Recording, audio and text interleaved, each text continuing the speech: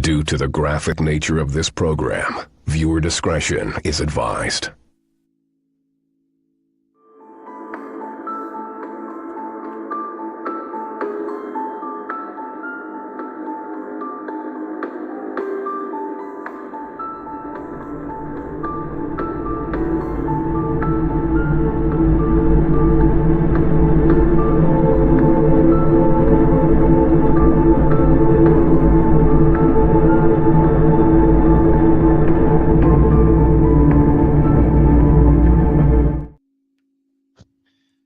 Good evening, fellow seekers. Welcome back to another episode of the Open Door Policy.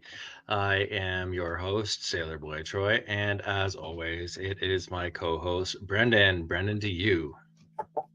Hey, boy, how are you? Good, how you man. doing? Man, I love that opening. Every time I see that, it's like X-Files. It's like... Right? We made it big.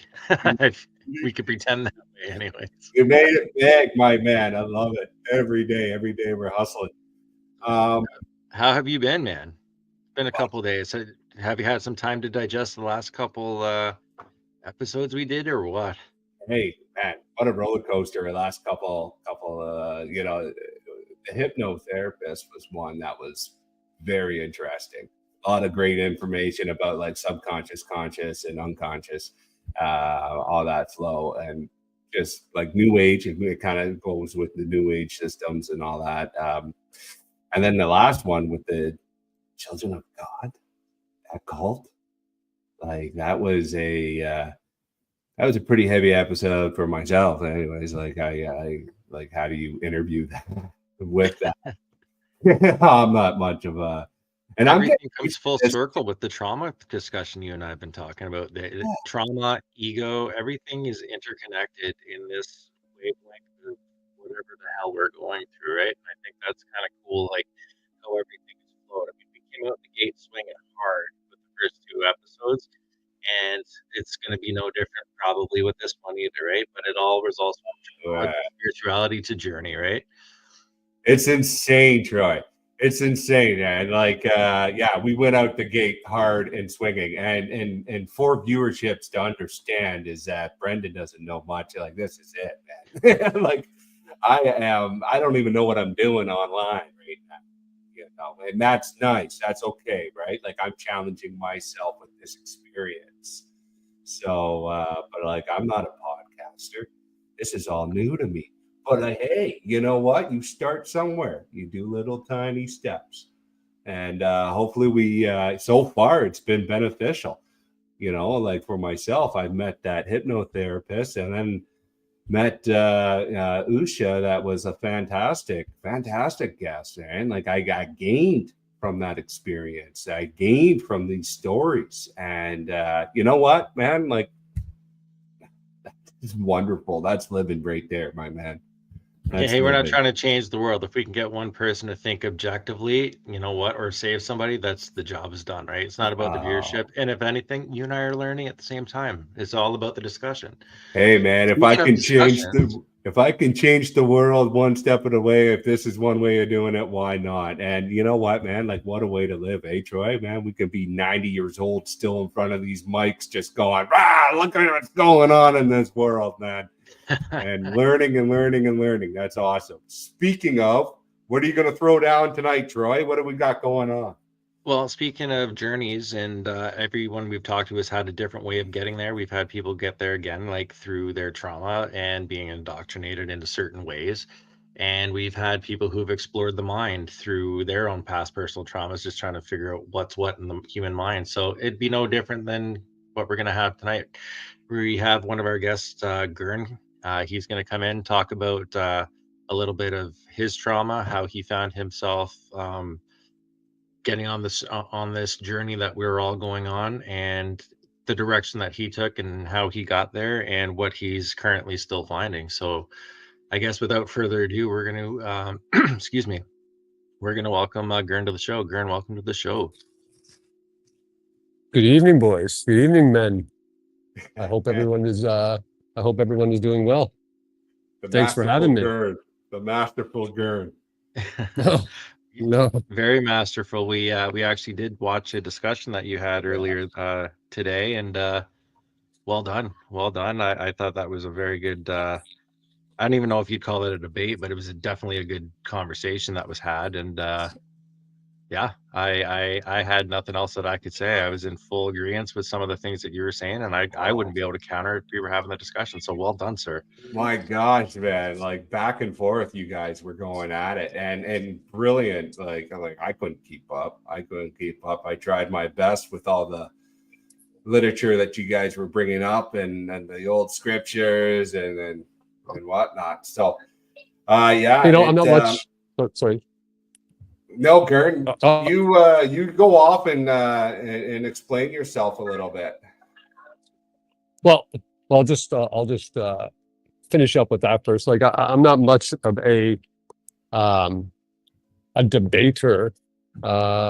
It's just, it's very well. I guess maybe it'd be better if I back up how I got here. I've been like both of you guys. I've worn many hats in my life, from a veteran to public service to a mechanic to a traveler. But I've always been a lifelong reader, a lifelong learner, I guess. And what always bothered me was, history should not have holes or gaps. I believe in the historical synergy, right? Everything connects and everything has to have a foundation. And that was my biggest problem, or my biggest frustration, I guess, is when you go off searching for something, one tends to get lost, whether it's literally or spiritually. You have to have a way home. You have to have, in the Navy, we used to have this thing called TACAN on our ships. And the code word for it, I believe, was mother, right? And you need something to bring you back home, a foundation. And for me, that was my to find the the end of it. Where does this all start, and how do I get back home, and how does it all connect? What is the foundation of all of this? And it all has to resolve back to it. And from me, through my studies and my experiences and my journeys, it all starts and ends scripturally. And I know that might freak a lot of people out,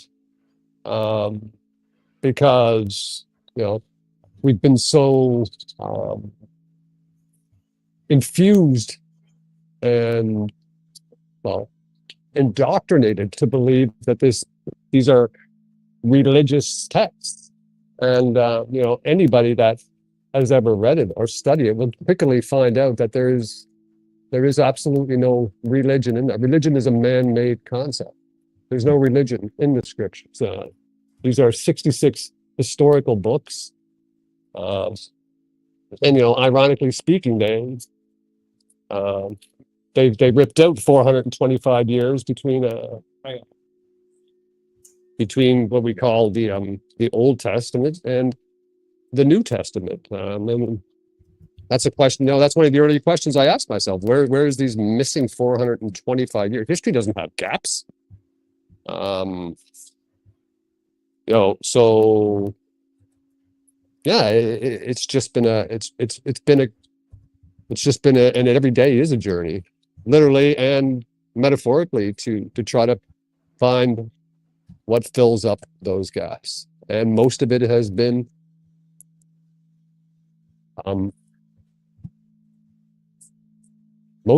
hard to swallow, and sometimes shocking, sometimes heartbreaking, sometimes faith infusing, but all of it's been wild, that's for sure. What you said you were a lifetime reader. What do you think brought you into digging as deep as you've dug? Like you've dug pretty deep. Would you say it was the trauma that started that, or were you heavily into it before any trauma had happened? Now, right out of the room, or right out of the womb, trauma, whether it be physical, psychological, has been the way, I guess that, we are manipulated, we have been manipulated, but yeah, I understand what you're saying. I guess maybe somewhat, and some of the things, yeah, maybe trauma had motivated me, or to kind of find answers. Maybe someone or something to blame. Maybe some kind of healing, I guess, some closure. But I can say that I was a reader and a seeker, I guess. I don't know. I know that sounds kind of Hey, I'll tell you, Gern, none of that sounds weird at the open door policy. no, I We're know. all seekers here, man. We got here in our own special little I'm just ways. I'm just trying to get quietly get some food into me as without to motivate the brain juices to look for the right word. But yeah, it sounds like you almost it was almost like you were destined to search and find, kind of like you had that instinctively in you to find these answers. Well before I joined the military, I went to university. Yeah. And Okay. I took this.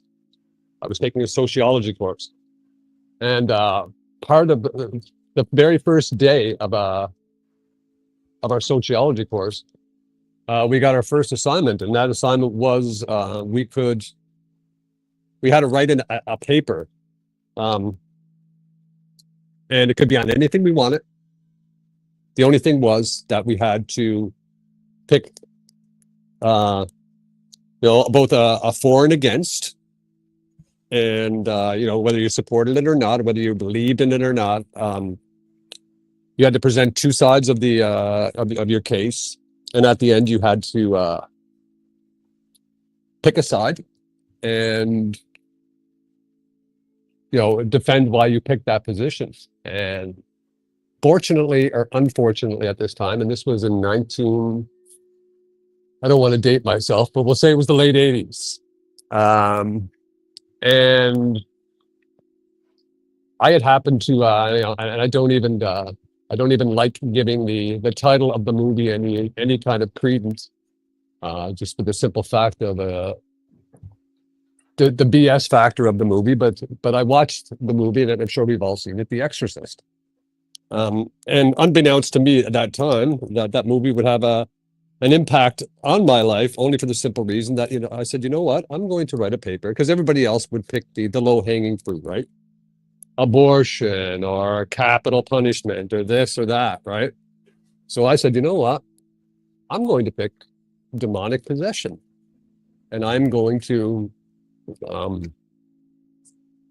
give the pros, or not the pros, I'm going to both sides of coming at it from a psychological aspect and coming at it from a religious aspect.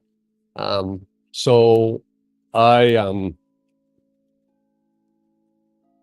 it set me off on about a 10-month journey, and so I went both sides of it. I went to talk to psychologists, to psychiatrists, to therapists, and I went to talk to priests, pastors. Spent a lot of time in the limited library at the university I went to, or the limited, and at that, these were these were the days before the internet too. These were the days when you had to spend nights in the library or combing bookstores or flea markets. And I apologize, guys, if there's some background noise here. And the side I picked, I ended up on the side of at that time, and my understanding of it at that time is vastly different than what it is now. And in that time, and obviously, during that time, one of my resources was like in what we know as the Bible. And the Bible is very limited on its mentions of demons and possession and these things. But I did have to try to read it, and my first couple of times trying to read it, I don't think I got past the book of Genesis, and just trying to Forrest Gump my way through that, and it took me many attempts to read that from cover to cover, but I would always come back to it. And I was raised in a Roman Catholic family, but we were just funerals and Christmases and Easters and weddings, and that was about it. And I had absolutely zero religious inklings or swayings at that time, and even less now. But that did definitely lead me down a road to seeing it, and along my journey with that, I was very fortunate to run into and have conversations with and meet people that are far more understanding than I could ever hope to attain. And once they helped me out and showed me a few of them, because the scriptures talk about the keys to the kingdom, and these are real things, right? And once a person is willing to see these and accept these as truths, it just opens up a whole other world. And then to take that and parlay into it just the world, and it opens up a whole other way of seeing things and history, and that it is truly all literally connected. I mean, well, when you first started, it's funny that you said when you first started, our first episode of this podcast, we actually had Attila on, and he made mention of trauma right out of the womb immediately. In the new age stuff, that there's trauma out of the inner child and all that stuff.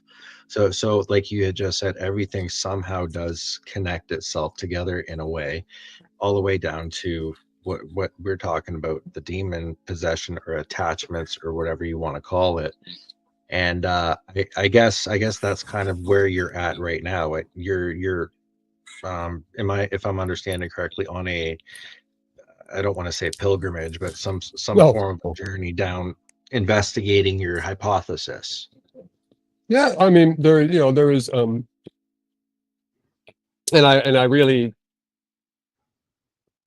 where I'm at now with that and with this is just nothing but a jumbled mess of literally of papers and mental notes and pieces of paper laying here and there and bags full of this and that. But I mean, as crazy as the viewers might think that sounds, that's actually that's not very unfamiliar to what I've been through myself. Very similar type of talking to priests, talking to religious people, reading a million books that you never thought you'd read in your life, to almost autistic written notes all over the place. I understand exactly where you're coming from. Scribbles. Well, the scriptures are written, and obviously the older part. What we say is I mean, there's so many pitfalls and traps and things set up in our world, right out of the gate. We could talk about trauma from the womb. We could talk about indoctrination right out of the womb. We could talk about programming right out of the womb. Is to break that connection. It was to break a connection. And we talk about an older part of the Testament in a New Testament. There's no such thing. There's 425 years taken out of there for a reason. 1, 2, and 3 Maccabees for a reason. And they are taken out of there. But it's to break it down. It was done to develop this idea of religion. When in fact the scriptures never say that. But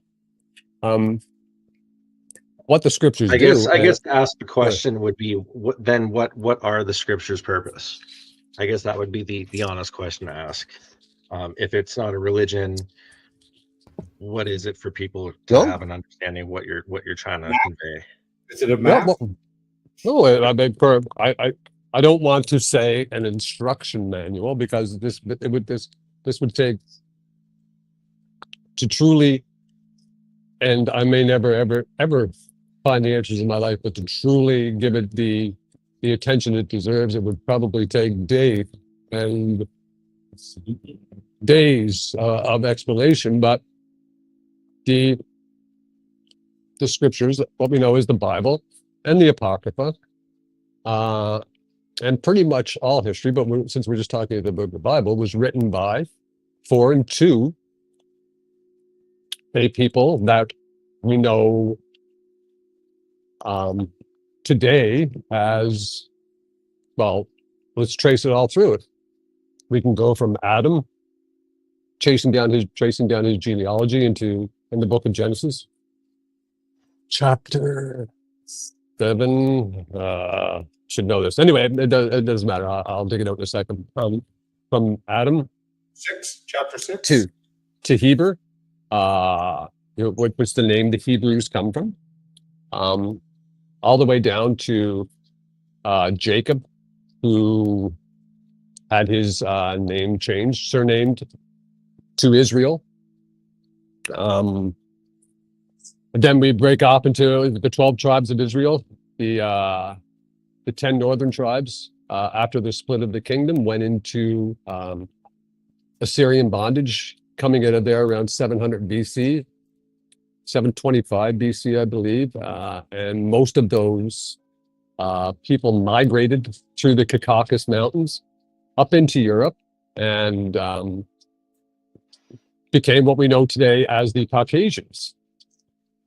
Excuse me. But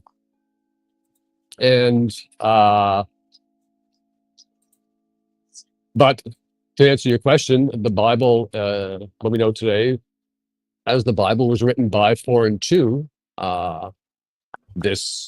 these people. Genesis chapter 5, verse 1, this is the book of the generations of Adam. Adam is an adjective. I mean, has anybody ever asked themselves why Adam was named Adam? Why that name particularly? Yeah, Adam comes from, if you look it up in Strong's Concordance, I believe, 119, Adam comes from the Hebrew word, or Adam comes from the Hebrew word Adam. It's an adjective. To blush, to ruddy, to show blood in the face, fair skinned. So Genesis chapter 5, verse 1, this is the this is the book, this is the history of the Toledah in Hebrew, the lineage, the descendants of that. Sorry, this is the book of the history of the Caucasian race. And as much as that might be hard or shocking, or maybe not, maybe that makes sense. Maybe that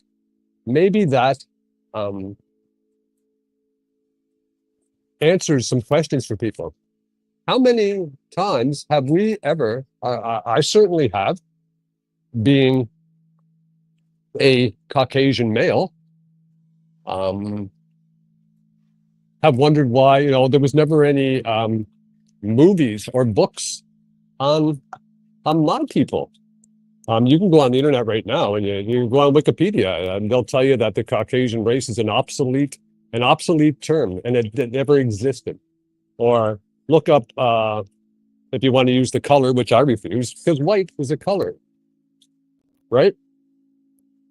It's not a race. And there's nothing wrong with saying that. There's nothing wrong, people, and there's a reason why.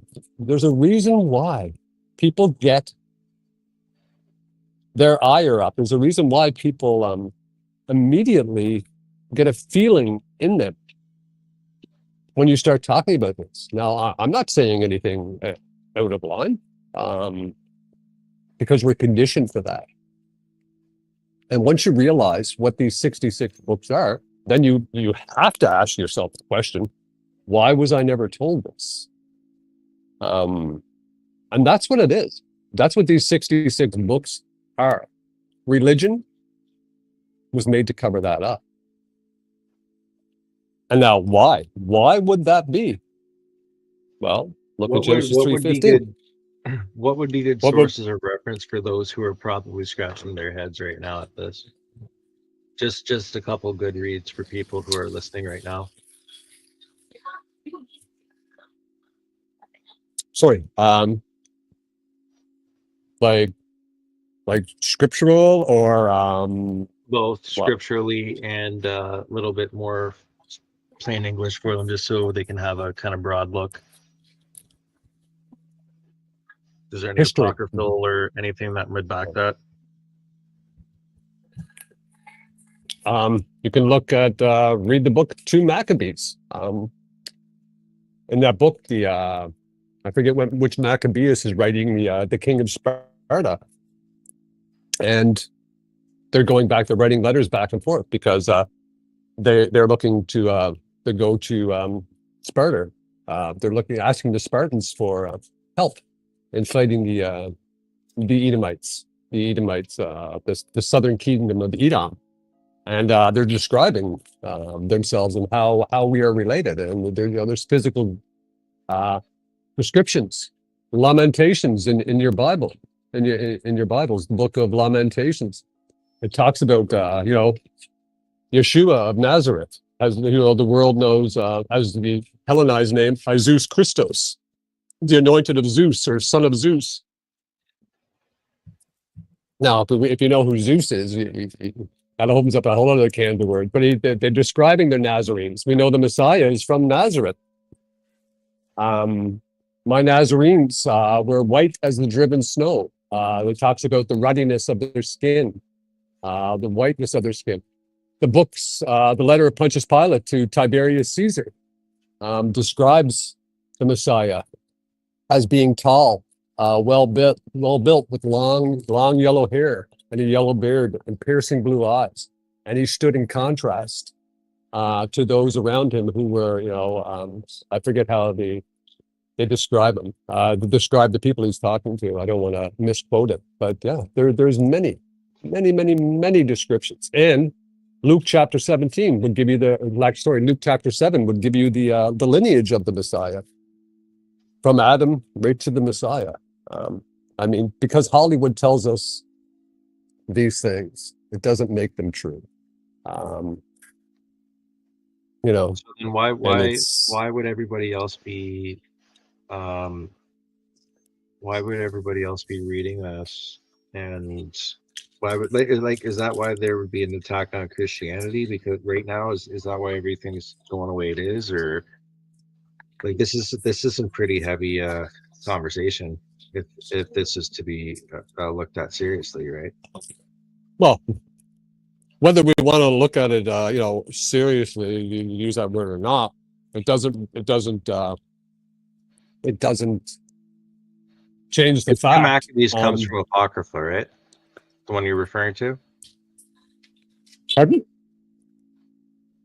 Sorry, I didn't hear you. The 2 Maccabees, you're referring to the Apocryphal one, right? 1, 2, and 3 Maccabees, yes. Okay.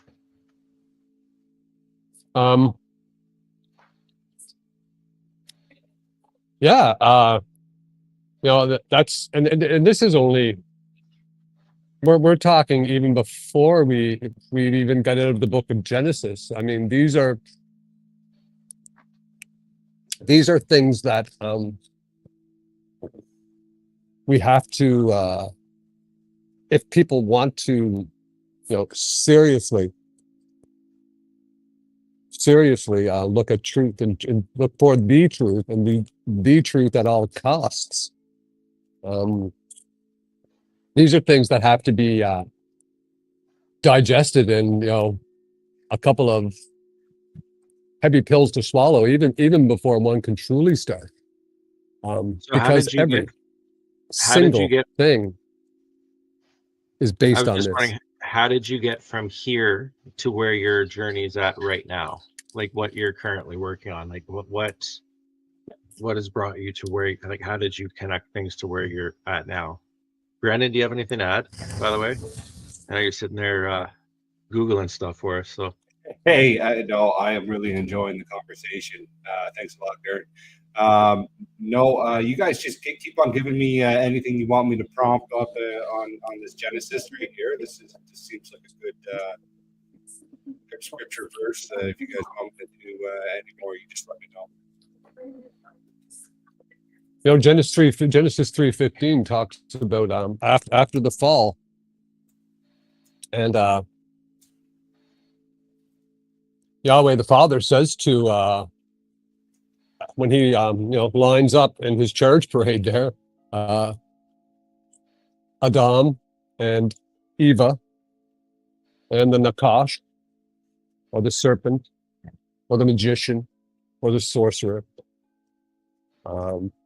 lines this is them up, where we need the and concordance, right? This is where the concordance becomes so important. This is where I started anyways, Brandon. when he says, I Yahweh, Words have a lot of different meanings here, right? With seed and sure. all these different things in the Bible. Yes, I Yahweh will put enmity. I will put hatred. It literally means war. I will put hatred. I will put war. I will put anger between you, Eve, and you, the serpent, and your seed, and the serpent seed. And we're talking literal seed. Chase, do a word study. Maybe go over into the the Old Testament, the older part of the Testament, was written in ancient Hebrew, and they try to mainstream tries to tell you, but that the newer part of the Testament was written in Greek. It was written in Aramaic and some modern Hebrew. Modern Hebrew is just post Babylonian captivity Hebrew, and Aramaic. But in the Greek, seed is zera, and it literally means sorry. In the Older Testament, it's zera, and in the Newer Testament, it's sperma. I mean, there you go, right there. It literally means children, right? It literally means children. There was a war declared in Genesis 3:15, and that war is the same war that's been, going on since then to this day. Everything is a result of that. Hey Brandon, can you summon the demon and ask it if to summarize all of the Maccabees book in short form? I will summon Just like a full synopsis of it. Have you named your demon yet, by the way? Yeah, it's K Rayon. Mine likes to be called Echo for some reason. I think it is possessed. All right, so I'm going to summon the demon and ask it to Maccabee, right? Maccabee books. Yeah. Summarize Maccabees 1 through 5. Okay.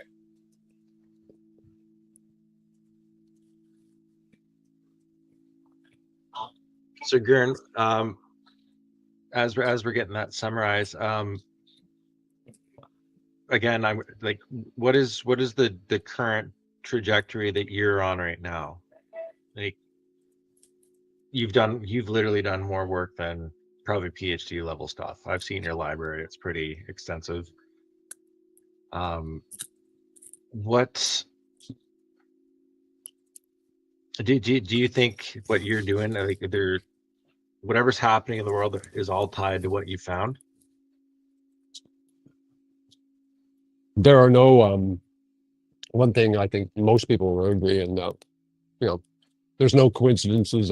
Things happen for a reason. A lot of people are saying that from all different communities, from the Yeah. occult all the way to New Age. Everyone's saying the same thing.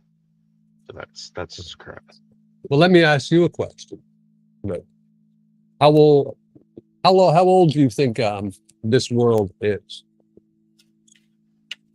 How long do you Well, I don't think know. this has been going on? There's no wrong Well, I don't answers. know. I'm just curious about what people think.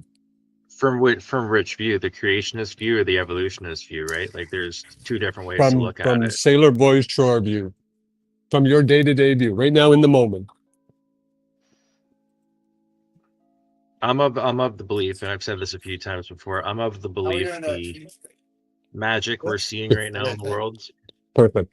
is easily psychology, is being the mental magic, mentalism being something where people are easily controlled. I'm not 100% on the creator anymore, to be completely frank. I'm just as lost there. I Right. jump back and forth. But at the same time, I see a lot of synchronicities across all of the books, and they all point to being the same thing. So that's kind of where I'm at. I feel something is coming, and I don't know if it's space. I don't even know. Space aliens from the sky, the Matrix. Pick your poison. I couldn't even pick one that's the best guess anymore outside of that it is man-made, and I don't know the reasoning behind why they're doing it. But everything to me seems like it's very much man-made. Lizard people don't exist. There's no such thing as leathery-faced dragons and demons. The demons are ourselves, or the subconscious that gets put out. That's where I'm at today. So you don't, and that's okay. Like that is a very, that's a very hard question to answer, right? Because you know, I mean, we are so inundated with the religion of science, right? And truly is a religion. By definition, science is a religion. You know, space, where we are so inundated with distractions and things thrown at us that we never have a moment to truly stop and think and ponder these questions, right? And if we do, we're made to feel somewhat crazy. But I believe it's Daniel chapter 12, verse 10 tells us,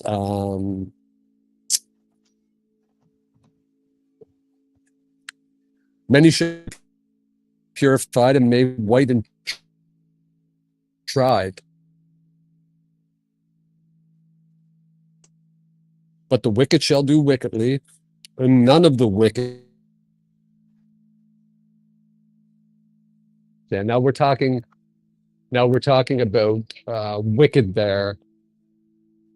Now that doesn't mean you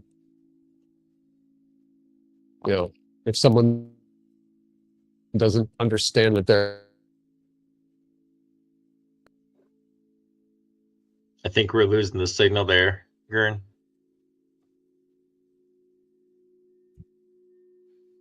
Did we lose them? I think we might have lost him. Okay. Yeah, he said that he's in a rough location right now. He said like the signal's a little bit shoddy where he's at. I am still trying to log in here. Having a little bit of technical difficulties, but Minds and all of our soul. Oh, there he Study is. to show yourself worthy. Can't speak, or But Did you advance it? Did you none of the advance wicked forward? shall understand, none of the disobedient shall understand, but the wise shall understand. And we're also told in Daniel 2, the same chapter 12, verse 4, I believe. And it says, O Daniel, shut up the words and seal the book even to the time of the end. And you asked, and that's it. Well, let's I'll read this, and maybe I'll kind of try to circle back around. But thou, O Daniel, shut up the words and seal the book even to the time of the end. Many shall run to and fro, and knowledge shall be increased. Now, the word knowledge there literally means, it's translated as apostasy or false teachers. That sounds a lot like today in the last 5 years. I mean, YouTube, Instagram, Facebook, TV, movies. Everybody has an opinion, and you know, and most would say, and I should have said before this, that do not take my word for whatever you do. Do not take my word for anything. As a matter of fact, if I mention books or if somebody else has something, you know, to add, by all means, call me on it. Call me on it, because we are told right here that knowledge shall be increased, or apostasy or false teaching. People are going to run to and fro at the end of time, and false teaching is going to be increased. False prophets, Matthew chapter 24. For false prophets and false messiahs shall arise, and they shall lead many astray. And if it's possible, even the very elect will be led astray. But in my understanding, in my studies, in my experience, yes, we are coming to the end of an age. The end of an age. The Bible is not the beginning.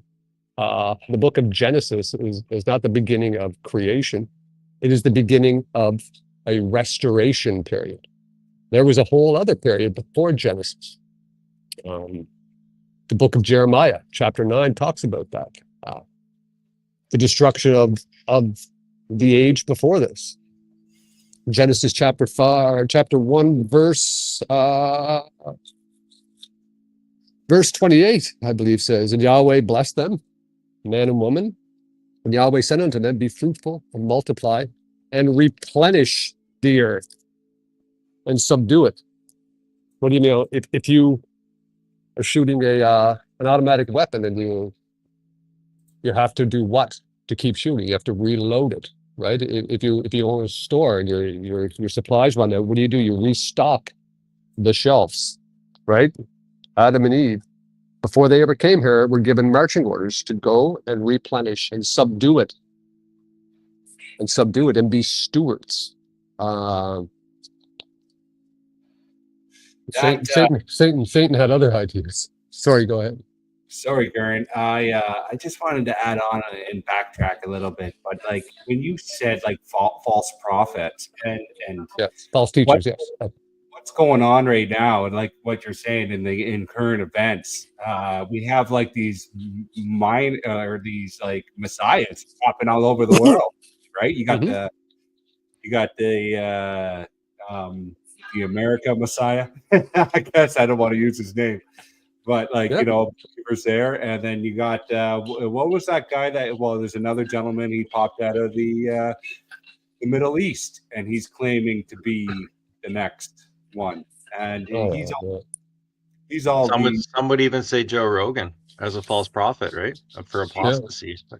He's all about, and he has a following right now in the Middle East as the prophet, the one. Keywords, followers, right? So it's interesting that it's aligning to the words of scriptures from way back in time. I have the on here, Troy. You put them up, the Maccabees books. 1 to 5. Do you guys want me to just hit that summary button and listen to that? Go Well, through that? I'll just say one thing before that, and because because and by all means, I mean you guys are driving the bus there, but in the bigger scheme of things, like 1, 2, and 3 Maccabees is a great historical read, and I'm talking like if you love reading books about bloody war, and there could never be a movie made that would do these books justice, because history is violent, violent, as it should be. It should be. There is a time and there is definitely a time for righteous violence, because men, and this has nothing to do with sexism, but we were built differently. We weren't as poisoned as we are now, and they were violent times, and we are still in violent times. But, there's 3 ways of looking at when one opens the Bible. There's 3 ways.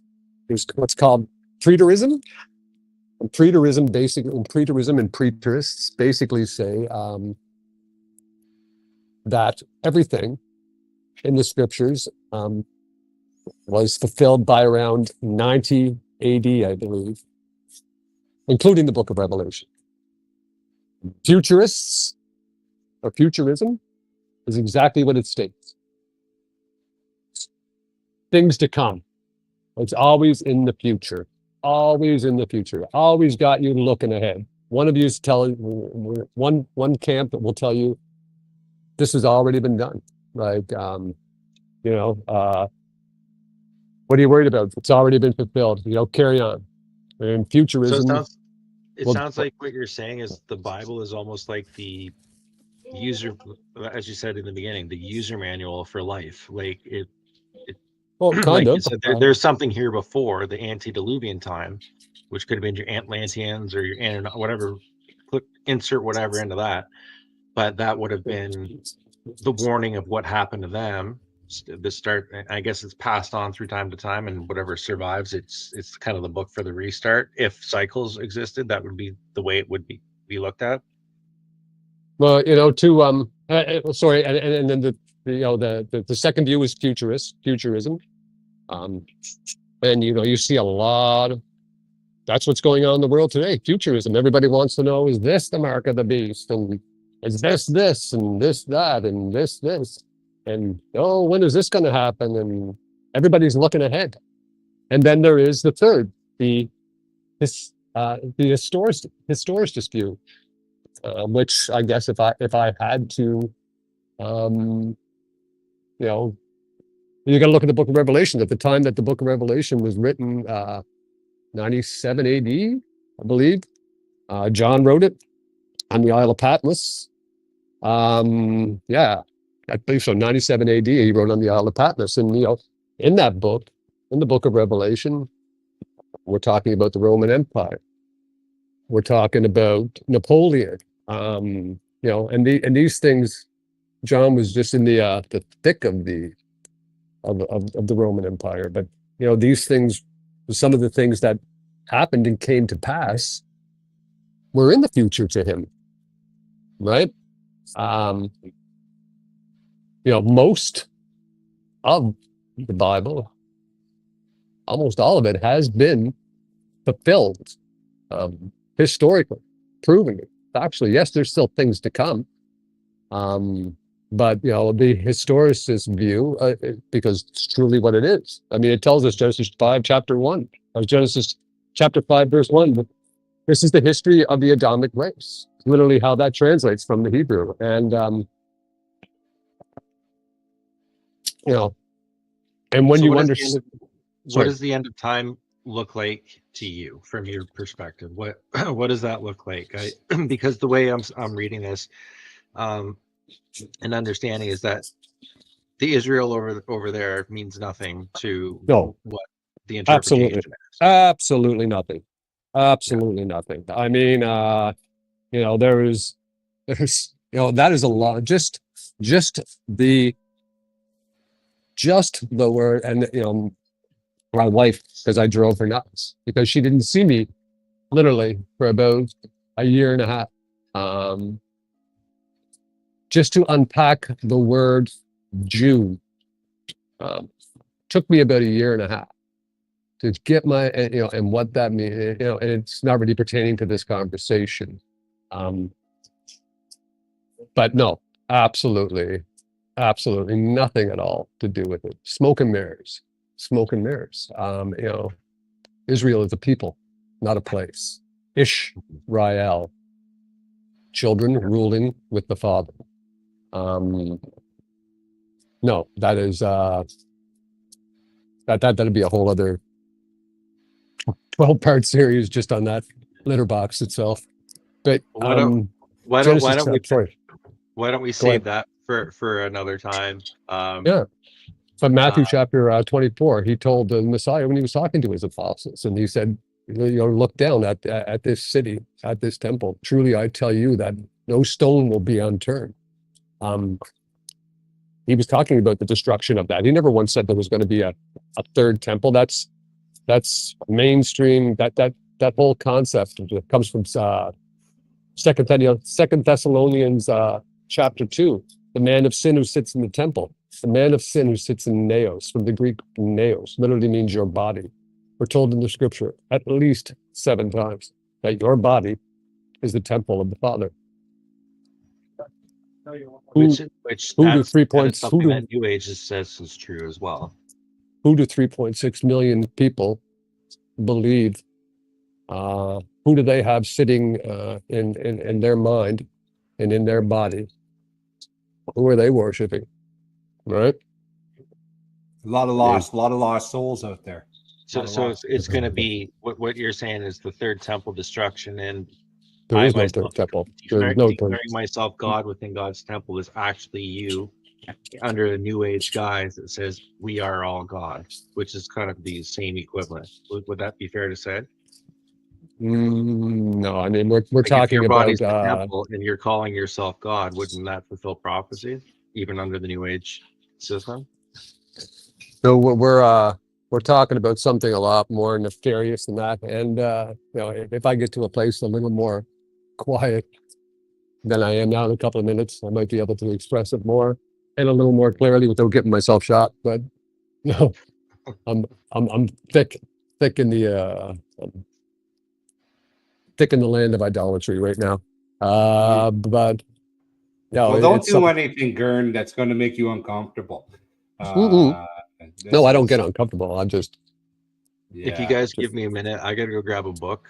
So, Brendan, just kind of take your questions to the bank for now. You have the helm, and I'll see you in a bit. All right, we'll see you in a bit. There, Sailor Boy Troy. Is there anybody even? Do you have any viewers that or even have any questions? Or let's see. Yeah, let's see if we have any live viewers. No, we don't have any live viewers at this time. No, all right. Yeah. But I could see.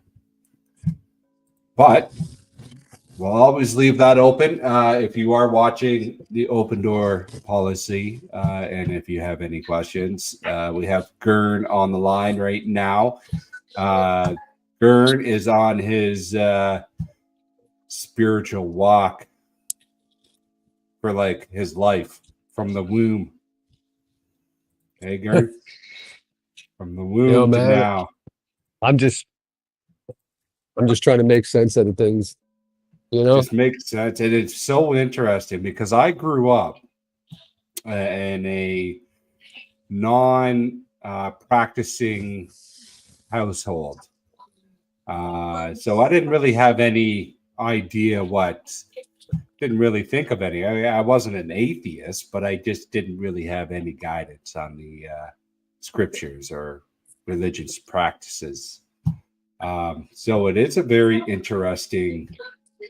Well, it opened my world up because I know when I went through a little bit of something with myself, I had everything stripped away from me and I needed to hold on to something. And I needed something that gave me a little bit of purpose and a little bit of guidance in this stuff. in a sense. So that's when I got into a little bit of scriptures, and then I started reading the King James Bible and getting just a sense of idea. It's but listening to yourself, Gern, and your conversations that you guys have, you guys are very immersed in all this information, and it is just eye-opening. And then you see all the stuff that's happening around the world. Like, you got stuff happening in Egypt right now that we're just, what's happening with that? It's wild. It's wild. There's a different dark entity almost on the planet. And yeah. I gotta mute myself 1 minute there, sir. Just give me 1 second, okay? Oh my God, yes, please. I'm just going to be looking at some stuff here. Again, if there's any questions out there, feel free to always ask, and follow us on Instagram. So we got a little bit of an Instagram now, mind you. Like, this is all new to us. We're all about just trying to learn a little bit about. It's a good outlet to meet some people, build a little bit of a community, and think a little bit deeper. So we have an Instagram, Open Door Policy. Definitely go and check that out. You back in, Gern?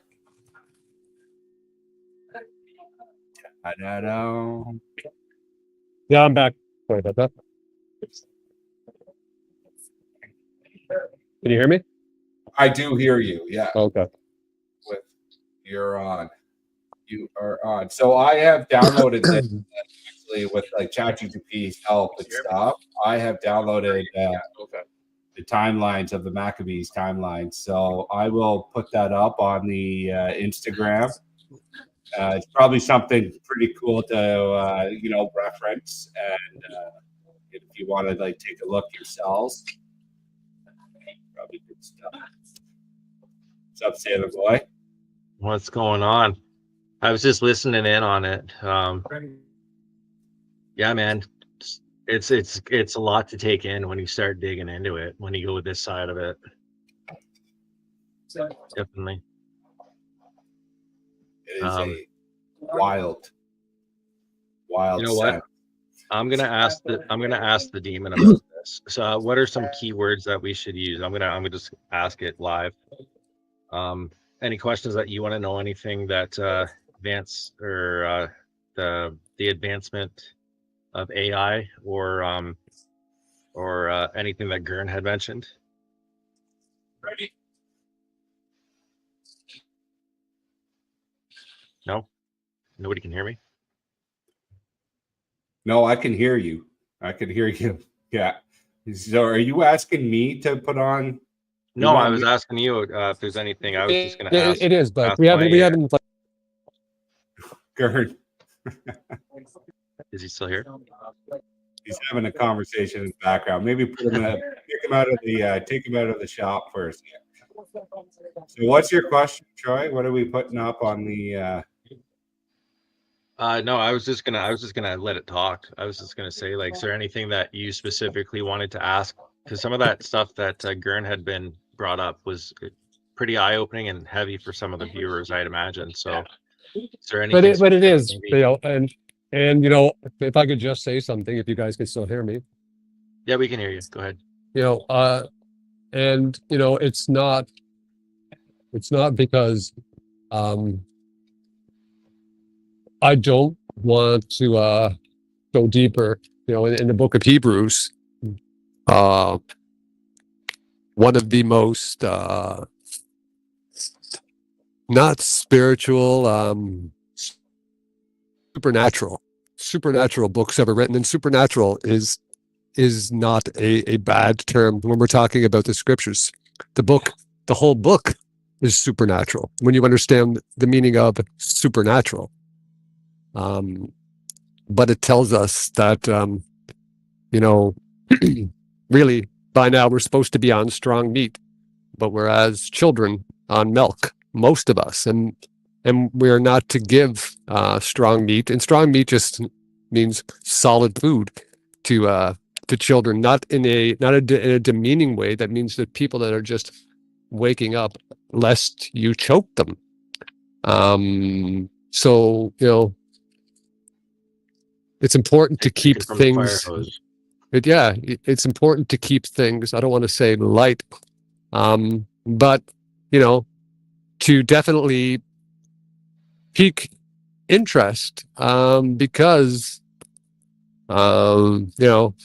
there is some out there that will be quickened. Some already have. We're told in these end days that the spirit of Elijah will be spread over the land, and that literally means that some people are not going to have a choice whether or not they want to hear these things. All through the scriptures, it tells us that people, not everyone, certainly not everyone, it's the narrow gate that very few find, are predestined to wakey, whether they like it or not. And So is that what it's the a New tough Agers go. would call is that what the New Agers would call the awakening? That what you've referred to as the quickening, and like and like what is and what I'll does say it that before, mean? and I'll say it again. New Age is old age. New Age is just the religion of Cain, rebranded, since whatever it's been called, other things in the past, and it's been called New Age since what, the 50s, the 60s maybe. The awakening is not what folks think of. It's more the great falling away. By the falling away, well, I shouldn't say that. The great falling away mentioned in 2 Thessalonians chapter 2 is scripturally proven and historically proven as Christianity. 3.6 billion of anything is not a very few finding anything. Sorry if that offends people, Makes but sense. the narrow gate that very few find. Just in Christianity alone, there's 3.6 billion. Think about that. That's not a few. So either the word of the Father is right, or mainstream nonsensical, enjoy your pagan holidays is right. Teaching you to sin all week and everybody's forgiven. You know what I mean? No. Not living a truly virtuous life. You're just kind of, I can buy my way out the Catholic style of church. Oh, absolutely. License to sin. Yeah, what do you think about that? Yeah, it's a very interesting concept right now that's really going around. It's like churches are selling plots in heaven. So, like even that is happening right now. It's they're selling plots in heaven for money. So like that is like people are thinking you can live as like sin, I guess, and then what? You see, the thing is, you're yourself in. Brand, the thing is, like, you're supposed to tithe, right? You're supposed to do tithing, but it's not like 10% of all your money. Like it's 10% of your time, and what you can spare. Like that's what it's supposed to be. And these bastards are just saying that you can go do something terrible, right? And then you're going to go spend do what money. you're about to do there, guys. For a couple of seconds. Are we going to lose you for a few? Yeah, I think we lost Gern for a little bit. Why don't you just we'll log him out for a second. We'll log him back in. Let's see, he's good to go. Right. Wow. Well, listen, like so far, like this whole conversation is interesting. It's always good to listen to Gern. Don't ever take anything that we say for face value. Do your own homework. We did enough of our own homework to get where we're at. Do your own work, right? Some of them just, yeah, exactly. It's nothing that you want to take anything at face value. And that's the whole point of this episode, the whole point of this show, this platform, the whole point of me is, it's we're learning as we're going. And that's what we're doing. We're not professionals. Gern's back. He seems. Gurney. You guys hear me? Or what? No, we lost you. There we go. We got you there. All right. I'll be moving here to hearing the shortly, so line, like that, New Age and the Cain stuff. That could probably be an episode all in itself. Oh my god! I want to dig into that because Cain. that's what started the conversation this morning. That I was like, "Ooh, here we go." Well, if you just give me 2 seconds here, I'll just give you a little trailer to that. I'm excited. Let's do this. New Age and Cain. All right, so I'm gonna put that down. That sounds like it's gonna be a sign in for Gern. Future episode. We'll talk about the New Age. See if you can find something on ChatGPT with that. I'll see what I can do with mine. I'll just put that prompt right in. I'm gonna ask the Facebook one, and we'll see which one has the better idea, or if they're the same. Echo, good afternoon. Could you tell me what the cross comparison with the New Age and the magic line of Cain from the Bible and the similarities or the tie-ins between the two are, please? Fuck, I should have had that on. You're looking at the connections between New Age spirituality and the biblical concept of the Mark of Cain. Some people see parallels between the two in terms of themes of individualism, spiritual freedom, and the pursuit of knowledge or power. Both can be seen as rebellious or countercultural. You guys got me here in my back? However, the context and motivations behind these themes can be quite different.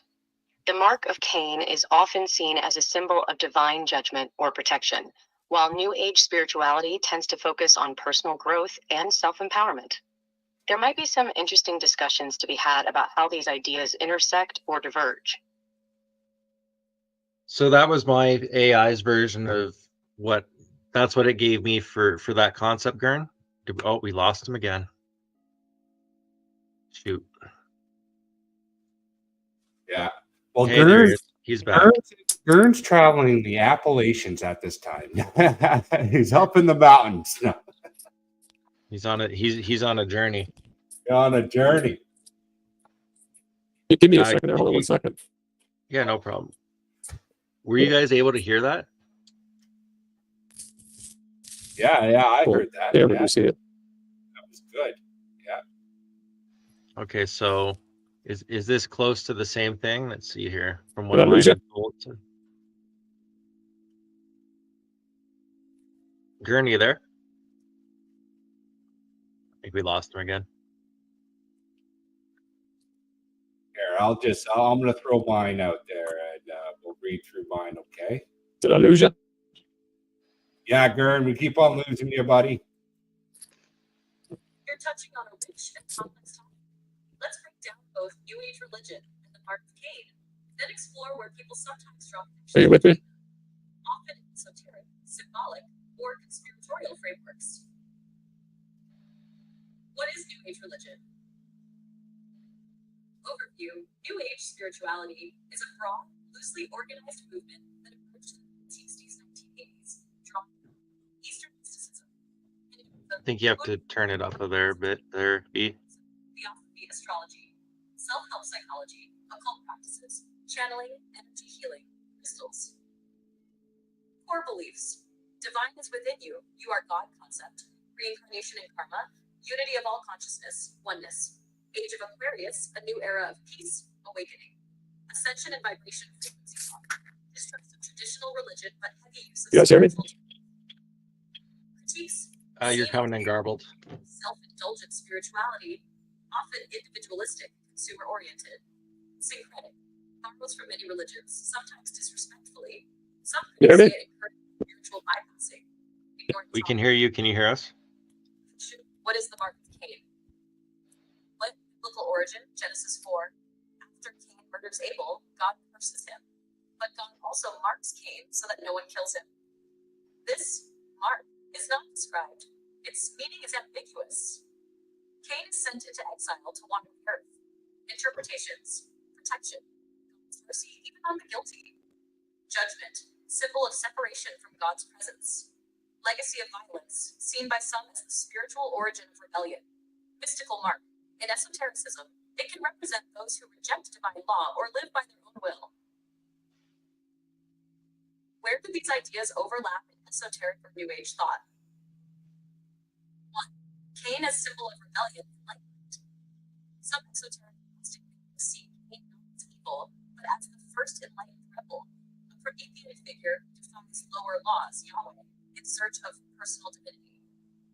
This links to Luciferian symbolism in some New Age or occult circles, not satanic in a Hollywood sense, but as a symbol of illumination, knowledge, and individual sovereignty. Cain's mark then becomes a symbol of awakening outside the system. There are those words cursed and chosen there, B. Emphasis on rejecting judgment. Some New Age paths emphasize moving beyond sin and guilt as outdated religious programming. In this light, Cain's mark is reinterpreted as a badge of nonconformity, like the misunderstood soul who walked a different path. 3. Conspiratorial connections. In conspiracy theories, the mark of Cain is sometimes conflated with the mark of the beast, Revelation 13. Secret societies, Freemasons, Illuminati, genetic or spiritual bloodlines cursed or chosen. Some claim elites bear a Cainite bloodline linked to rebellion, technocracy, or anti-God systems. Philosophical layer. Archetype of Cain. Cain can be seen as the first ego-driven man. That right there. Civilization and cities. Makes a lot of sense. 17. The embodiment of shadow. Resentment, pride, violence. A soul marked not for death but for exile, which echoes the modern spiritual seeker, wandering without rooted tradition. Unchecked ego, resentment, self-idolatry. Spirituality can sometimes unintentionally mirror Cain's archetype, rejecting old authority, seeking enlightenment, but often ungrounded. The mark of Cain, when spiritually explored, is less about literal evil and more about the consequences of unchecked ego, resentment, or self-idolatry. So with that right there, Bran, do you see where New Age could almost be like a religion for Cain? Would you like a visual or table comparing Cain's archetype with New Age ideals? Or want to explore how these ideas show up in music, art, or pop culture? Wow. Wow. Do you see how the New Age could be extremely deceptive to be like worship of the first murderer? Yeah, exactly. The New Age is like a lot of ego. We are all God. We are all part of Source. It's all ego driven. Look at me. I don't love anybody but myself. First ego driven man. The mark of the beast. The chosen. Yeah.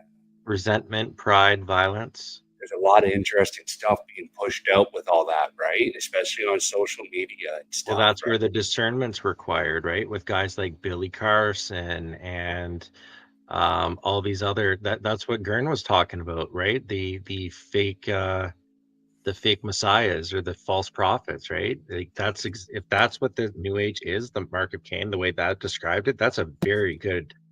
You guys hear me? Yeah, we got you now, Gern. Did you see any of that, Gern? What we just had up? I'm on Wi-Fi now, so. Okay, now you're golden. Yeah. I'm out of the Alps. You're out of the Alps. You're out of the Alps.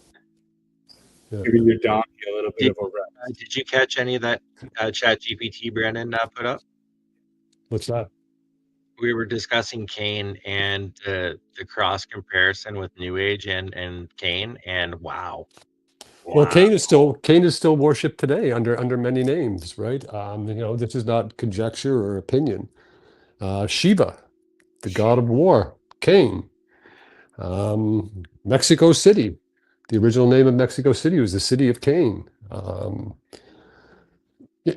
Cain is amongst many other dead people. Cain was a true person. Cain's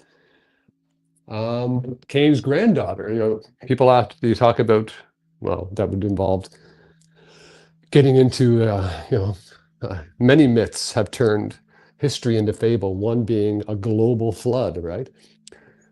earth comes from the Hebrew word eretz, meaning a piece of land or an area. It doesn't mean a globe.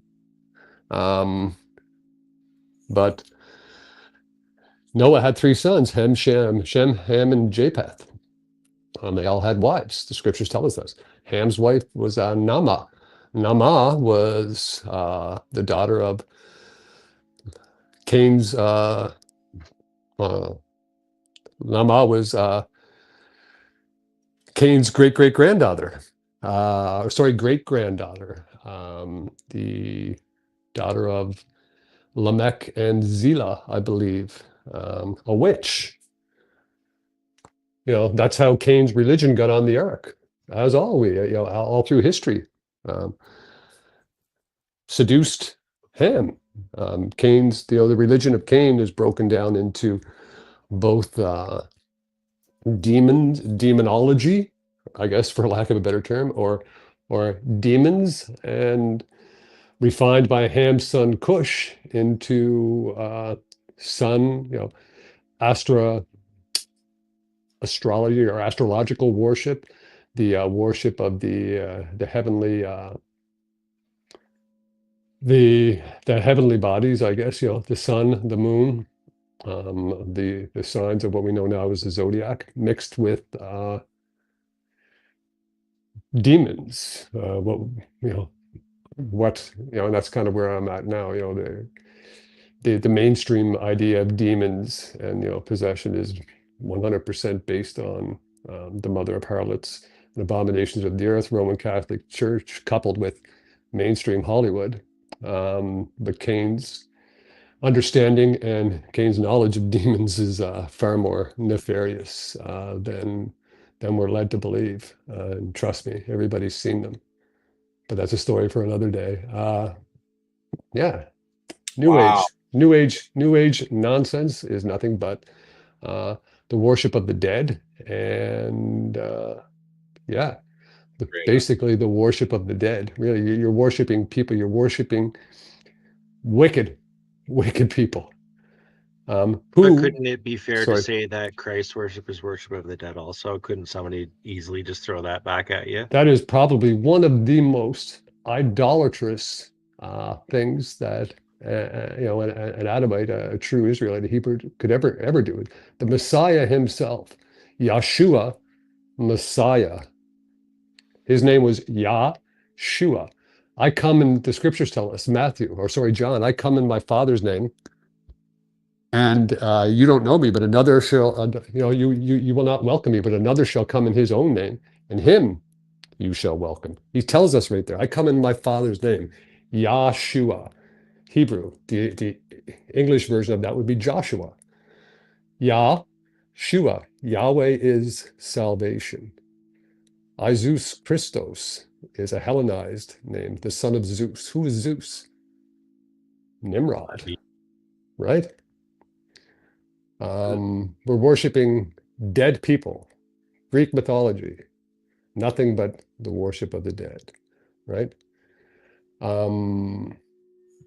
So yes, 100. The Messiah himself tells me, no, give me no glory, give me no worship. He told John to get off his knees. John, get off your knees. I'm your brother. Don't worship me. All worship goes to the Father. Right? So you shouldn't be wearing a crucifix, because that would fall under idolatry as well. One of the most evil symbols of all time. Really? We've had this talk. We have had this talk in a sense. Nowhere in the scriptures did it ever say that the Messiah was hung on a cross. He was hung on a pole, hung on a tree. Where can we reference this, just for, again, viewers' sake? The Book of Acts tell you he was hung on a tree. Get yourself a companion. Tree meaning pole, right? Not a literal tree hung by the neck, on a stake, right? Most probably hands over his head. What a horrible way to die. But when you understand history and symbology and the religions or the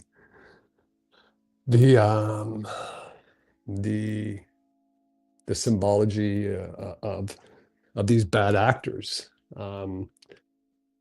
Most of it comes down to, a lot of it comes down to, especially that Babylonian stuff, phallic worship, right? Nimrod was hacked up by Shem and killed. And one of the things that he did was sent his penis back to his wife. But that's a whole other story. But if you, you know, get yourself a companion Bible, maybe, well, what's the name of this?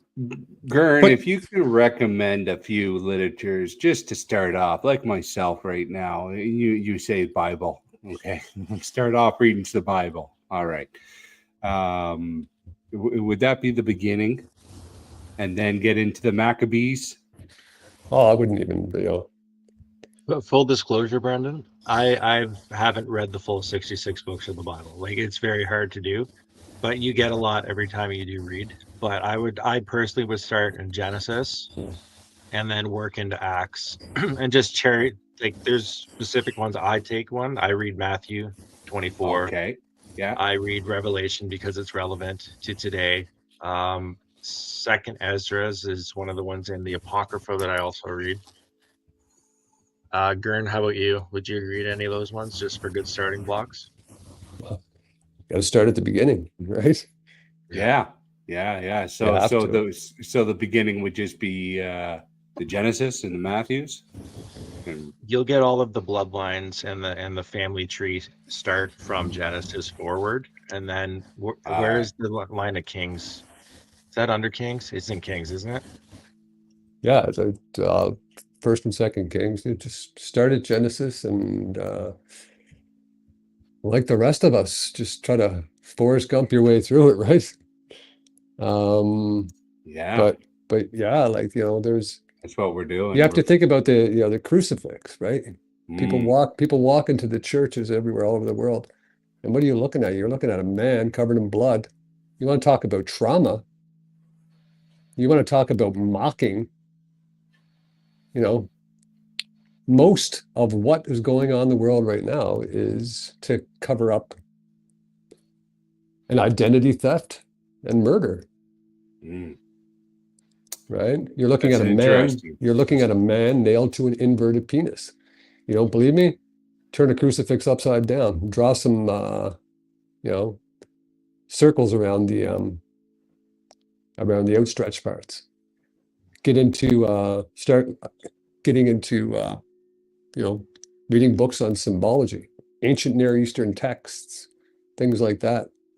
You'll start seeing penises everywhere. That's very true. These people are sick. The Mesopotamian books have a lot of that in it, a lot of it. Interesting.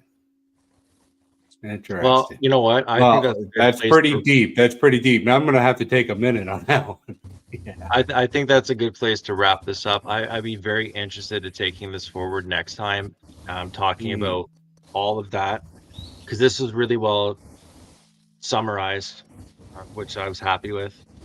I want to go that route next time, backtrack it a little bit, and maybe make the connection to North America. And it was kind of all over the place, guys, and I apologize that this was kind of an off the cuff, just a chat. But if someday we ever, when I get back to home base and we get a specific topic, we can really get down to the brass tacks of it all. Yeah, for us, we always enjoy just listening to you talk, Gern, and with all your knowledge about the scriptures and stuff. So it's like having you on here is more like it's great stories and giving some. It's nice to have somebody on who does some serious thinking instead of just marching along with everybody else. It's always good to talk to you guys. I miss it's always good sitting around the fire at the firehouse and chucking shit. And, hey, man. Well, if you had all these books at the firehouse, we'd have talked more. Yeah. Back when life was simpler, right? It's so simple. For those of you who don't know, we were all crewmates at one time, a long time ago. That's Yeah. right. A whole All other right. lifetime. So I Well- think we're going to leave it there. Everyone, thanks. Gern, as always, thanks for coming. Let everybody know where they Thanks can for having find me. you. They can't. No, you don't have anything set No, up yet. no.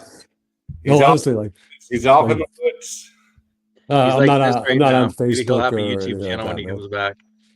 I'm not on Facebook or anything like that, man. Hey Troy, how about we do a little bit of you and I will do a little bit of our AI segment, and then we'll off send Gern here, and we'll say goodbye to Gern, and we'll finish off with that.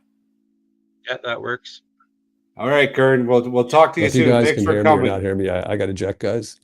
Appreciate you, buddy. You stay well. Wow. So you finally had that conversation. Yeah. And Well, it it's all really started with interesting, isn't it? It all started with a random question today from somebody who they used to be like this, eh? I don't know how far back you looked in the group, but like there's a lot of like which good pushback. But yeah, like it shocked me to see that question was raised and the research was being done by that other individual. So I mean the word is working. Like people are at least starting to turn gears and shift out of their silos, right? Which is nice to see. I don't care if you come from a Buddhist perspective. I don't care if you come from a space alien perspective. Like just be objective. And if what was like as a see, I was raised a Christian, right? If this is in fact true, what he was saying, that could explain a lot of what's going on in today's world, and it's terrifying. It could be so weaponized. We're cooked. Oh, we're so cooked. No, we're not cooked. But you it know does. what? It does. It does line up, doesn't it? It does line up, and yeah, it's makes you think a little bit. But again, like we have to be grounded. We just have to stay grounded and stay present. And yeah, like you know what? The world isn't a commercial. Biggest thing. What's that, buddy? Discernment. Oh, discernment. Yeah, discernment is the biggest thing, man. Like but like it's a weird energy, I'd say, that's traveling the planet and having that discernment, having that. It's not the same world now, right? Like they kept the veil on as long as they could because the veil was filled with commercials and the TV box and they kept it going. But then now people are just woo. You know, I got to start keeping score, man, because the last 3 episodes, I've heard the same words come out of different people's mouths who don't know each other. Ego. Common, ego, discernment, interested, resentment, selfishness. Like, yeah, there's and you know, the first episode, like we had said, like they were talking about from the womb forward, and that was mentioned tonight. And it was all different wording too, right? Like from the womb forward, where Attila was talking, he was bringing it up like subconsciously. Within 3 months, the baby's neurons in the brain. So he went into the body being a physical thing. And then he talks about the energy on self-conscious and the transmission within that brain forming inside the womb. So that is just incredible. And then you move forward with that and the conversation that we're having right now with Gern, same kind of thing. And it's like, where's it lining up to? Well, we have the word awakening and he wrote up the word quickening, right? Yeah. And it's all about ego. I've been saying everything across the board connects, whether you be a witch, whether you be a New Ager, a Hinduist, everything points back to the very beginning, which is the Kabbalah. Now, that's the next question. Wow. What is it? Is it from Cain, the teachings of Cain, of selfishness and technology and advancement, and all this other stuff, or is it divine? That's where it gets crazy, and you could get lost in a lot of these other concepts, and they could be, again, this is probably why cults work so much, right? Because you can twist them into your own convincible story if you have the right amount of vulnerable people to buy into it, right? And that leads us into the other conversation that we had. Yeah, that last episode that we went through with the cult survivor, right? Same thing, and really, what it comes down to all that is like we are in the times. In this episode right here, Gern just said it. He just said it through scripture. Through scripture, he just said like this is the false prophets. And what are we seeing across the world at like the time we speak right now? There's a ton of false prophets. And that's where we have to be careful, because we can easily become that through apostasy, right? You don't want to give the wrong information. You just want to tell the truth, or at least get people close enough to the truth to figure it out for themselves. Otherwise, or we'll keep them awake enough to be like, they'll follow the one thing that's following. Like, what worries me, man, is the movement is so freaking, they run rapid fire, like the elbows up thing. And it's like how excited everyone just programmed into the elbows up. And it was just like a simple, like, you know what I mean? Like we're in that easily programmed phase. So we have to have discernment. We have to move with like questioning everything. And that's what we are all about at Open Door Policy, man. Like we are just so freaking open and learning about our experiences and hopefully finding, different paths and stuff like that. Because at the end of the day, the fuck are we doing here? Right. And you know what, everybody? And that's what happened. That's how this all happened this morning. Like we talked to everybody about anything. Like our morning literally started off with Aleister Crowley and his sadistic poop magic. Like that was our morning. And then that just turned into this tidal wave of conversation. We'll hear anything, and we will use that discernment to piece things together, if not to convince people. Well, actually, we don't want to convince people, just to convince people to have a more open mind. That's right. I was thinking, maybe you said you wanted to do the last little bit with the AI. Maybe we should ask, I think you have the better AI. Yeah, problem. Let's get about the Adamites. Let's use some of those keywords that Gern was using. Like who are the Adamites and what is the end time prophecy with the Adamites or something? Or what is the North American connection to the Adamites? That's a good one. What is the North American connection to the Adamites? All right, you send it through text and I'll put it in. Are we doing it through the private chat? Yeah, put it in chat. Can you put it in the group chat so that people can see and I can throw it in there?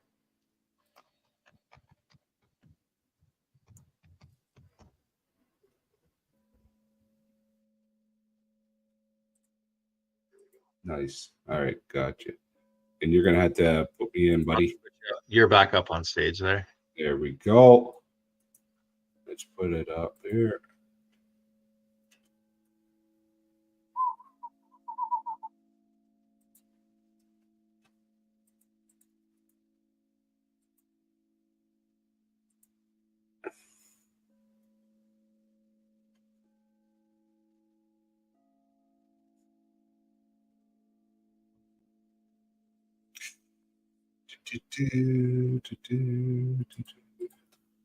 All right.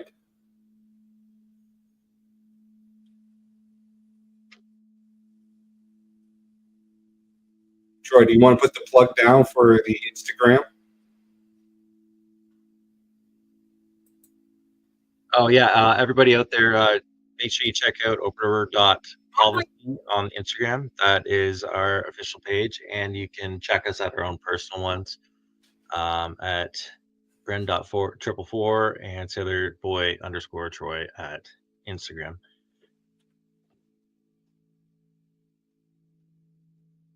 Sorry, as we're doing this, we're both doing production stuff here at the same time.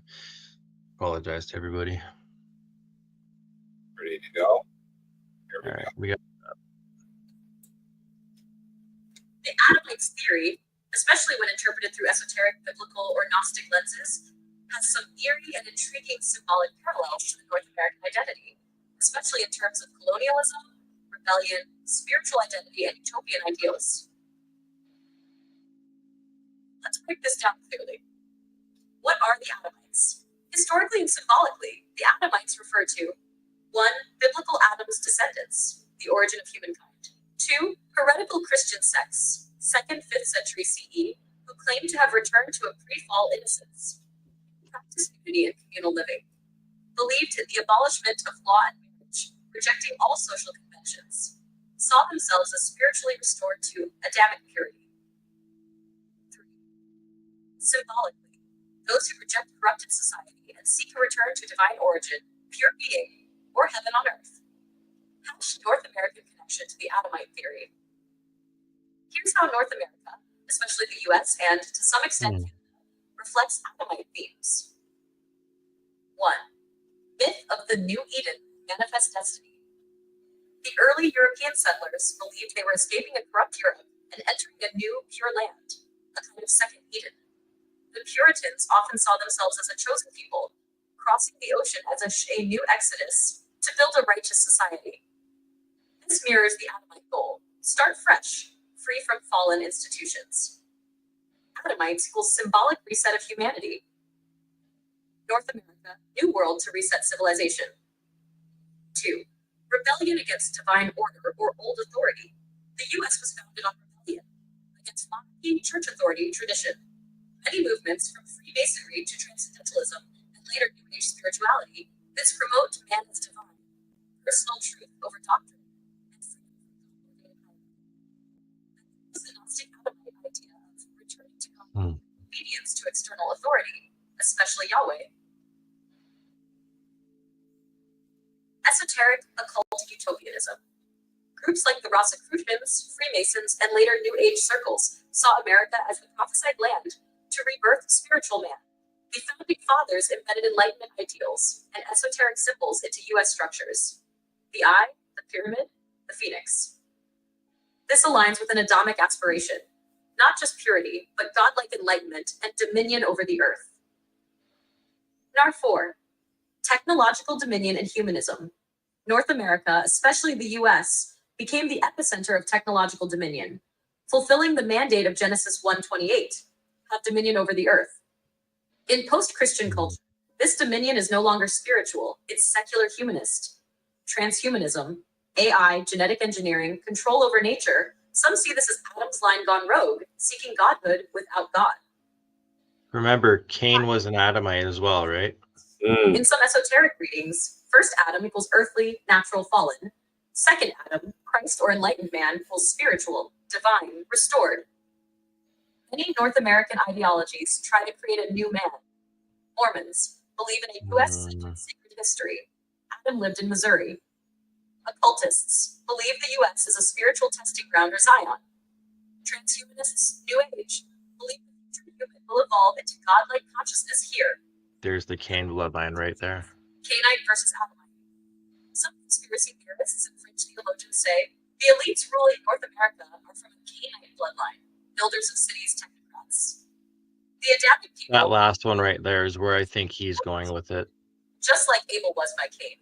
The war is not between nations, but between spiritual archetypes. The pure, God-connected human versus the prideful, godless builder. Summary chart, concept, Adamite symbolism, North American reflection. Eden, new beginning. Return to innocence, colonization as new world or new Eden. Rejection of authority, no law, no priesthood. Rebellion against What do you monarchy, think, buddy? tradition, technological dominion, Adamic dominion over Hard to argue. AI, genetic engineering, Silicon Valley. Gnostic enlightenment, inner divinity, personal truth. New Age, Freemasonry, spiritual individualism. Utopian aspiration, heaven on earth, American exceptionalism, manifest destiny. Okay, before we go, North I America, want you to compare this with and its prideful downfall. the Seven Fires prophecy, Ongoing because they made mention to be fully together. That's in my own research. or expanded notes comparing this with ancient civilizations or current world powers.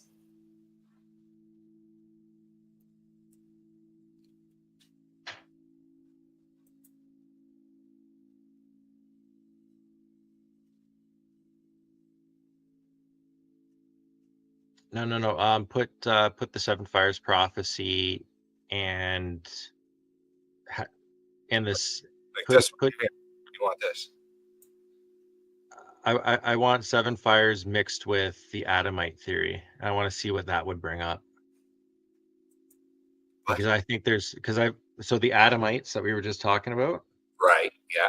So type in the Adamite theory and the Seven Fires prophecy and see what that says. Because in my own personal research, I found that through the Seven Fires prophecy that there's again supposed to be a unification with man. The seventh fire. Seven Fires prophecy.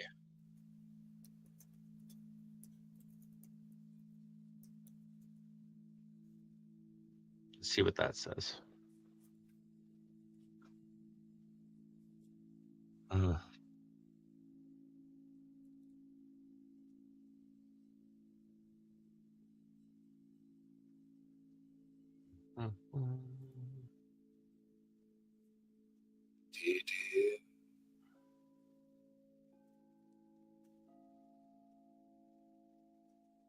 Oh, good. This is short. We can dissect it.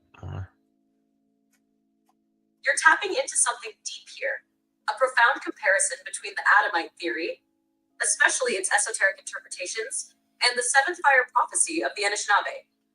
Let's explore the connection, both the parallels and polarities, between these two visions of humanity.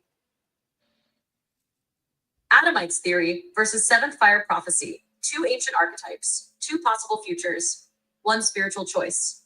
Concept, Adamite theory, seventh fire prophecy, origin. Origin, Judeo-Christian, Gnostic, Western, esoteric. Anishinaabe, indigenous oral prophecy, view of humanity. Adam as first man, spark of divinity or rebellion. Humanity as a circle, interconnected with earth and spirit. Spiritual crisis, fall from Eden, ego, domination, separation, disconnection from the land, language, and ways of the ancestors. Symbolic epoch, Cain built civilization, cities, tech, hierarchy, colonization, suppression of indigenous lifeways. Spiritual return to Eden through gnosis or transhuman power. Return to balance through remembrance and salty phase. Tower building, godlike, loss of the sacred. The seventh fire, a fork in the road, destruction or harmony. Future path, become gods through control of nature, AI, genetics, or fall to chaos. Walk the red road, ally with earth and each other. Aid fire equals unity and healing. Unity. Parallels. Keyword again. Wow. Exile and return. Adamites were exiled from Eden. They search for a way back, but often try to build new heavens through human power. Anishinaabe people were exiled from their own ways during colonization, but the prophecy It says specifically in the Anishinaabe prophecy that the white man history. has to make the unity with them. It specifically says that, which adds credence to that Caucasus theory to the Adamites. Living in ego, greed, power, returning to soul, spirit balance. In the seventh fire, Ego, greed, power. Yeah. destruction through materialism, healing through returning to earth. Get rid of materialism and healing. Wow. This point, a crucible moment in time, where humanity's fate hangs in the balance. The builders versus the keepers. Cain, Adam's son, was a builder of cities, systems, legacy. Abel was a keeper of sheep, of connection, of offering. In a modern Western society has largely chosen Cain's path, conquest, tech, empire. Indigenous prophecy calls us back to Abel's way, relational, humble, sacred. Wow. The Cain path leads to fire. Please crop that. I like that. Wow. Eden or repeating the fall, both stories tell us we lost the sacred, forgot who we are. We tried to replace God with ourselves. We are now at a global tipping point, spiritually, environmentally, socially. Walk together. To walk together, not by dominating the earth, but by listening to her.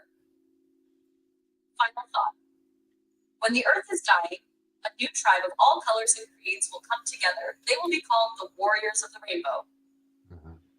Native prophecy. Perhaps the true Adamites were never meant to conquer Eden, but to steward it in unity with the seventh fire, with earth, and with each other. Would you like this turned into a video strip? Wow, that is good stuff. I'll make sure that what's that, Troy? Gotta read the Seven Fires, man. It's only like 5 pages long. It's amazing. We'll definitely check that in. But I'm going to make sure that's a PDF there, and I can put that up on the Instagram if you guys are interested in reading through that. And food for thought, that Seven Fires prophecy is supposed to, all of the whole story and the end takes place in our region, by the way. In Ontario or in Canada. All the Great Lakes all the way up to the Manitoba border. Wow. Yeah, check out Lake of the Woods. It's that weird spot, that border town between Manitoba and Kenora and Minnesota, and it's like where the border goes straight and then suddenly it goes and it's like a sliver of land. Very cool for anyone who's a geography buff. Very interesting times, folks. That's really true, isn't it? And it's very polarizing in a sense when you got what we got going on in our current events, in the news, and then seeing the technocrats and then ways of governance, what kind of countries are governing. Very interesting. Lots and lots of questions about all this stuff. And I, once again, Sailor Boy Troy, I had a enjoyable evening. We'll be back again very soon. Always a pleasure, B. And yeah, everybody, that's going to be a lot to digest. I hope you guys sit on this too and just don't go piss off, blah, blah, blah. Like, you actually rest, digest, and objectively think about the things that we talk about. There's sometimes that we have an episode and we're like, how are we going to do another one after this? We need like 2 weeks to even figure out and do a recap, right? So we hope you guys are doing the same. It's always a pleasure here doing this with B, and hopefully we're going to have more in the future. But that's all up to what you guys want. Well, actually, it's not. It's what up to we want. You guys are just here for the ride. Let's be honest here. But if there's anything that you guys want, please add them to the comments. You know what? As always, hit the thing, make the ding, and subscribe. And we'll see you on the next one. Let's go. Cheers, everybody.